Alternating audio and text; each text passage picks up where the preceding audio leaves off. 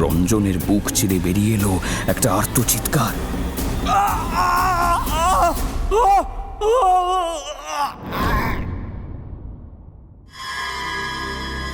হাড় হিম হরা। মেলায় পাখিটা দেখেই রঞ্জনের ভারী পছন্দ হলো। পায়ে পায়ে দোকানদারকে গিয়ে জিজ্ঞেস করলো, কথা বলে গো? দোকানদার পান খেকো দাঁত দেখিয়ে হেসে বলল, কথা বলবেন না মানে বাবু, কথা শেখান না, দেখবেন বকে বকে কানের পোকা বের করে দিতেছে। রাধাকৃষ্ণ বলবে, হরে কৃষ্ণ বলবে, ঠাকুরের নাম করবে, যে ভাষা শেখাবেন সেই ভাষাতেই কথা বলবে। পাখি আমার খুব ভক্তি আর বাবু। মিঠু, বাবুকে খোকা বলে দেখাও তো। মেলার ভিড়ের জন্যই হোক বা যে কোনো কারণে পাখিটাকে কথা বলতে খুব একটা আগ্রহী মনে হলো না। রঞ্জনের খুব পছন্দ হলো পাখিটাকে। কথা না বললেও সে মনস্থির করল মিঠুকে বাড়ি নিয়ে যাবে। দরদাম করে একটা যা হোক দামে আসা গেল। পাখিওলা এক গাল হেসে বলল, জলের দরে দিয়ে দিলাম বাবু, জলের দরে দিয়ে দিলাম।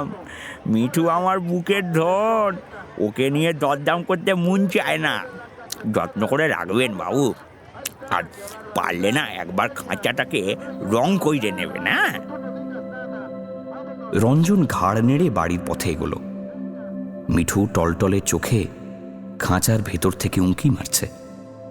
কখনো কখনো ঠোঁট দিয়ে শিক মাখিয়ে পালানোর চেষ্টা করছে। বাড়ি ফিরতেই ছোট কাকা একগাল হাসলেন।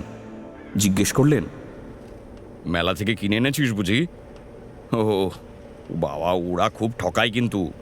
রুগ্ন পাখি বেচে দেয়নি তোরে, দেখে নিস। রঞ্জন বলল, না না ছোটকা, দেখো না কি সুন্দর কথা বলবে। পাখিওয়ালা বলেছে খাঁচাটাকে একবার রং করে নিতে। তাহলে এক কাজ কর, ওকে ওই গুদাম ঘরে যে খাঁচাটা পড়ে আছে ওতে আজ রাতের জন্য রাখ। আমি কাল সকালে উঠে নতুন খাঁচাটায় রং করে দেব। কোন খাঁচাটা বুঝতে পেরেছিস তো? আরে যাতে তোর জেঠু ওই সাদা ইঁদুর পুষত। রঞ্জন ঘাড় নাড়ল। তার জেঠু এককালে প্রচুর সাদা ইঁদুর পুষতেন। একবার সংক্রমণ হয়ে সবগুলো মারা যাওয়ার পর খাঁচাটা এখন ফাঁকাই পড়ে থাকে। ওতেই মিঠুকে রাতে রাখল রঞ্জন। ঘুমের ঘোরে মনে হলো মিঠু যেন ক্ষীণ স্বরে ডাকছে। রঞ্জনের মনে হলো মিঠু তাকে ঘুম পাড়াচ্ছে।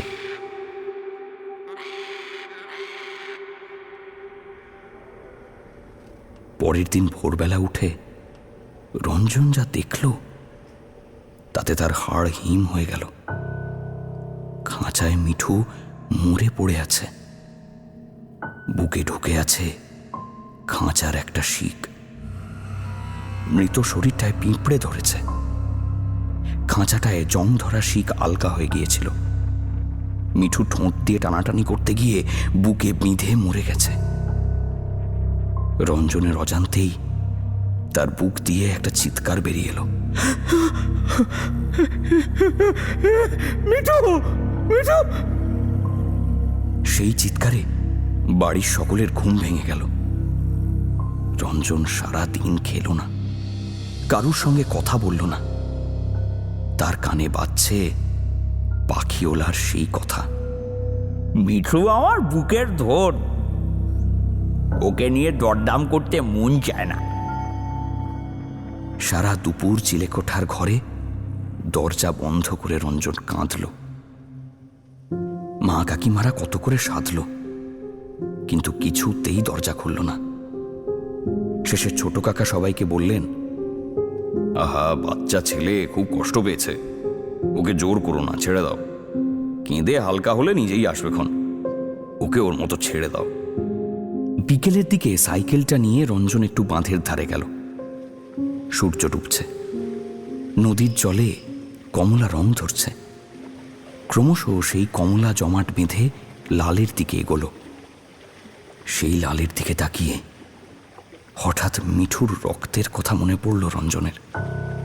মনে হলো মিঠু যেন ফিসফিসিয়ে তার কানের কাছে বলছে,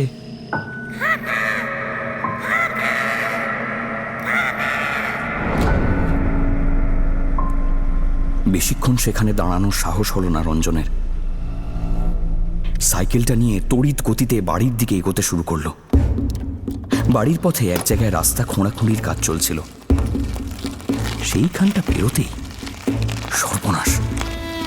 অসাবধানে সাইকেলের চাকা পড়ল গিয়ে একটা ইঁটের উপর, আর ভারসাম্য হারিয়ে রঞ্জনের সাইকেল ধাক্কা মারল সামনে দাঁড়িয়ে থাকা একটা ম্যাটাডোরে।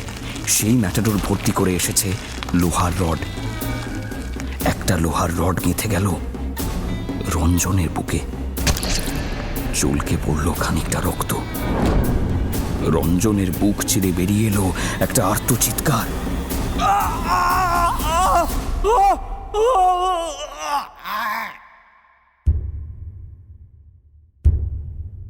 ঠিক যেমন ভোরবেলায় তার মুখ থেকে বেরিয়েছিল।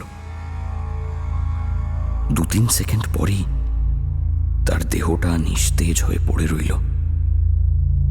রঞ্জনকে দেখে মনে হচ্ছিল মিঠুর মতোই মিঠুর মালিকের কপালেও বিধাতা একই ভবিতব্য লিখে রেখেছিলেন।